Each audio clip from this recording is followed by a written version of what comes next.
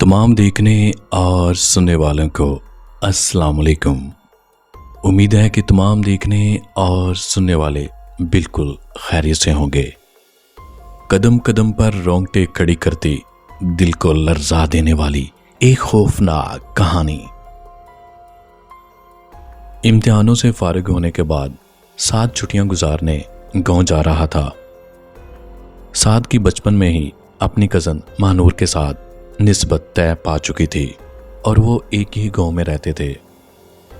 महानूर साद की मंगेतर थी और आज उसकी बर्थडे थी।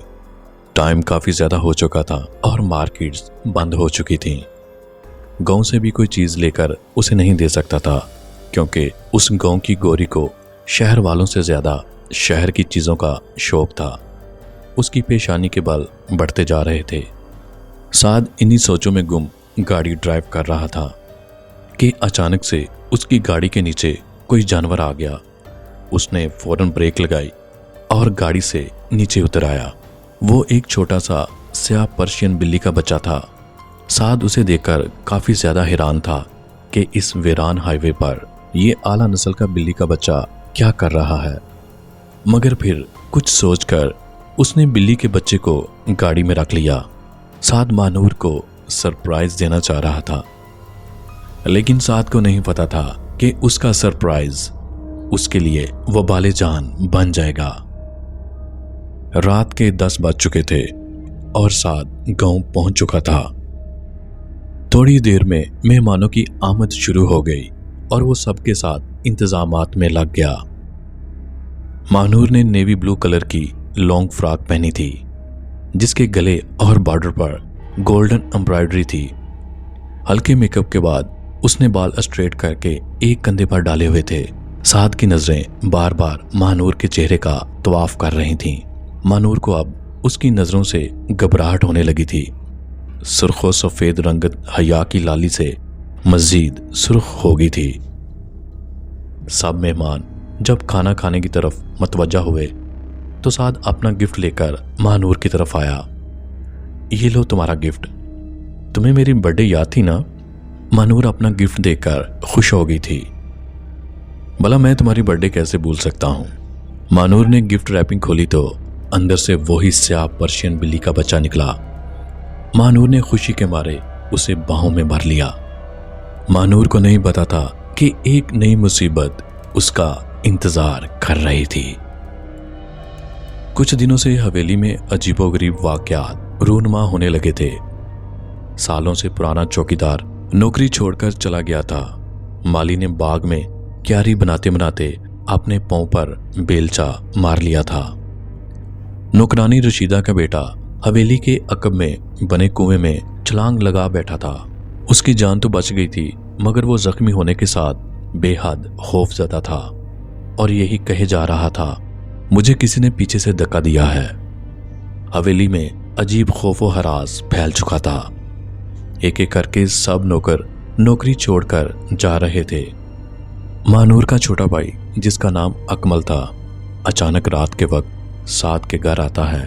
वो काफी ज्यादा घबराया हुआ था। साद भाई, मैंने आप ही को उस बिल्ली के बच्चे से बात करते सुना। अकमल जो कि अटक अटक कर बात कर रहा था। लगता है अकमल तुमने कोई हॉरर मूवी देख ली है। साद को उसकी बात पर जरा भी यकीन नहीं हो रहा था। साद ने अकमल को इधर उधर की बातों में लगाकर काफी हद तक पुरसुकून कर दिया था। रात गहरी हो गई थी। सब लोग अपने अपने कमरे में सो रहे थे। साद हवेली के टेरेस पर खड़ा किसी गहरी सोच में गुम था कि उसे अचानक सीढ़ियों से किसी के कदमों की चाप सुनाई दी। साद लाशौरी तौर पर छत की निस्बतन तारीक हिस्से में हो गया। आने वाले को यही महसूस होता कि वहां कोई नहीं है। वो महानूर थी, चेहरे पर नहायत सख्त तासरात लिए, दुपट्टा से बेनियाज। अचानक तेज हवाएं चलने लगीं। उसके लंबे बाल हवा से दाएं बाएं उड़ रहे थे।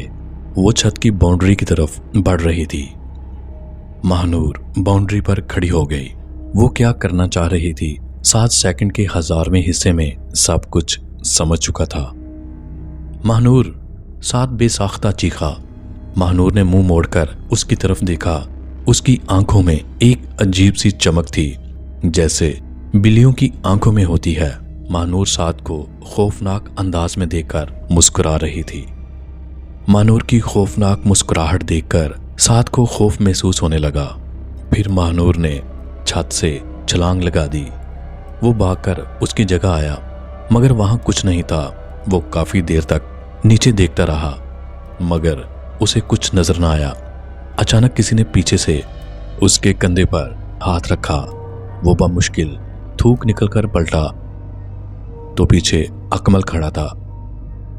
अकमल फिक्रमंदी से उसे देख रहा था। साद भाई, आप यहाँ इस वक्त क्या कर रहे हैं? कुछ नहीं, बस ऐसे ही। चलो नीचे चलकर बात करते हैं। साद ने बात बनाकर उसे वहां से ले जाना चाहा। साद ने सीढ़ियां उतरने से पहले मुड़कर बाउंड्री की तरफ देखा तो उसी काले बिल्ले को बाउंड्री पर बैठे पाया।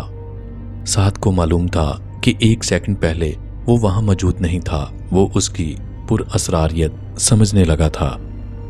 कुछ दिनों से महानूर की तबीयत काफी ज्यादा बिगड़ती जा रही थी। वो अजीब अजीब बातें करने लगी थी। उस हवेली से रात के वक्त अजीब और खौफनाक आवाजें आना शुरू हो चुकी थी। घर वाले काफी ज्यादा परेशान थे। महानूर जो कि साद से काफी ज्यादा मोहब्बत करती थी, लेकिन अब जब भी वो साद के सामने आती तो उसे खौफनाक और नफरत भरी नजरों से देखती थी।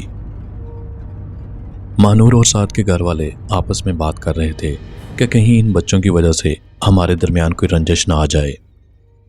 महानूर अक्सर रात को अपने बाल खुले छोड़कर हवेली के सहन में घूमती फिरती रहती। साद और महानूर के घर वाले काफी ज्यादा परेशान थे। उन्होंने शहर से पीर साहब को बुलवाया ताकि वो हवेली में पैदा होने वाले मसाइल का हल निकाले। अगले ही दिन वो बुजुर्ग हवेली आ गए। उन्होंने चंद रस्मी बातों के बाद अहले खाना से कहा कि बच्चों को एक एक करके मेरे पास मेरे कमरे में भेजें। मुझे उनसे कुछ बातें करनी है। उनके कहने के मुताबिक सबसे पहले महानूर को उनके कमरे में भेजा गया। महानूर काफी गुस्से में कमरे में दाखिल होती है। वो बुजुर्ग महानूर से कहते हैं, बैठो बेटा। वो नरमी से बोले। महानूर बैठ गई। फिर उन्होंने उससे चंद सवालात किए। फिर उन्होंने उसे एक तावीज़ दिया, जिसे देखते ही महानूर की कैफियत तब्दील हो गई। वो शोलाबार नजरों से स्याह तावीज़ को देख रही थी। मुझे इसकी कोई ज़रूरत नहीं है, मगर लगता है आपको इसकी जल्द ज़रूरत पड़ने वाली है। वो बदतमीजी से कहती कमरे से चली गई। फिर उस बुजुर्ग ने साद को कमरे में बुलाया और एक तावीज़ देकर कहा कि ये तावीज़ तुम्हारी और तुम्हारे इर्द गिर्द लोगों की हिफाजत करेगा। फिर वो बुजुर्ग कहने लगे, तुम्हारा क्या ख्याल है, जिम्मेदार कौन है? साद ने कहा कि मैं जिम्मेदार हूं। साद का चेहरा मारे शर्मिंदगी के झुकता चला गया। तुम्हें यह तो मालूम है कि तुमने गलती की है, मगर तुम्हें यह नहीं मालूम कि तुमने किस नौयत की गलती की है। जब से तुम उस पर्शियन बिल्ली के बच्चे को घर लेकर आए हो, तब से इस घर में खौफनाक वाकयात हो रहे हैं। फिर साद ने बताया कि वो पर्शियन बिल्ला मैं शहर से नहीं लाया था, वो मुझे रास्ते से मिला था। मैं हैरान था कि वो सुनसान सड़क पर अचानक कहां से नमूदार हो गया है। फिर मैंने अपने दिमाग पर ज्यादा जोर ना डाला और उसे महानूर को तोहफे के तौर पर घर ले आया। साथ तुम जानते हो वो एक जिन्नाती बिल्ला है और उस बिल्ले में मौजूद जिन महानूर पर आशिक हो चुका है। फिर उस बुजुर्ग ने साद को जाने का इशारा किया और कुछ विर्द पढ़ने लगे। साद को अपने किए पर काफी शर्मिंदगी हो रही थी। वो कमरे से निकलते ही उस पर्शियन बिल्ले को पिंजरे में डालकर अपनी गाड़ी की पिछली साइड पर रख देता है। गाड़ी को स्टार्ट करके हवेली के अहाते से बाहर निकल जाता है। साद गाड़ी को काफी स्पीड से ड्राइव कर रहा था। आज हाईवे मामूल से ज्यादा सुनसान था। दूर दूर तक कोई गाड़ी बस वगैरह नजर नहीं आ रही थी। दफाता नहीं साद की नजर बैक व्यू मिरर पर पड़ी, जिसमें काला बिल्ला साद को अपनी सुर्ख आंखों से घूरता नजर आ रहा था।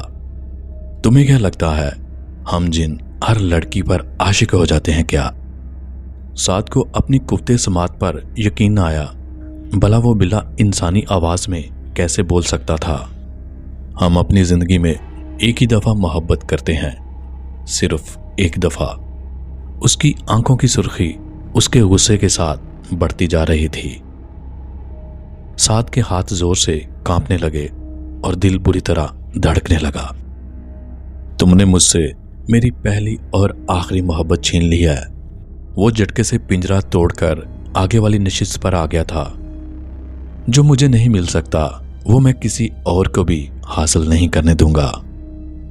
वो खबासत से हंसा और साद के सीने पर चढ़ने लगा। उसने साद के चेहरे और गर्दन पर अपने नुकीले पंजे मारना शुरू कर दिए थे। बदहवासी में साद के हाथ से स्टीयरिंग छूट गया और गाड़ी सड़क से उतरकर दरख्तों से जा टकराई। साद को अपना दिलो दिमाग बंद होता महसूस हुआ। साद को जब होश आया तो वो अपने घर में मौजूद था। साद भाई, आप कैसा महसूस कर रहे हैं? अकमल ने साद से पूछा। मैं ठीक हूं, मगर मैं यहां कैसे? अकमल ने कहा कि जब मैं आपके कमरे में गया तो आप कमरे में मौजूद नहीं थे। ड्रेसिंग टेबल पर आपका तवीज़ पड़े देखा तो मुझे आपकी फिक्र होने लगी। फिर मैं खामोशी से आपका ताकुब करने लगा। मुझे आपकी गाड़ी दिखाई देना बंद हो गई। मैंने तेजी से आपकी गाड़ी की तलाश शुरू कर दी। आपकी गाड़ी सड़क पर कुछ फासले पर दरख्तों के दरमियान नजर आई। वो बिल्ला कहाँ गया? साद को एकदम उसकी खौफनाक बातें याद आने लगीं। गाड़ी में तो सिर्फ खाली पिंजरा था। अकमल ने कहा, फिक्र मत करो, वो जहां से आया था वहीं चला गया। अब वो कभी वापस नहीं आएगा।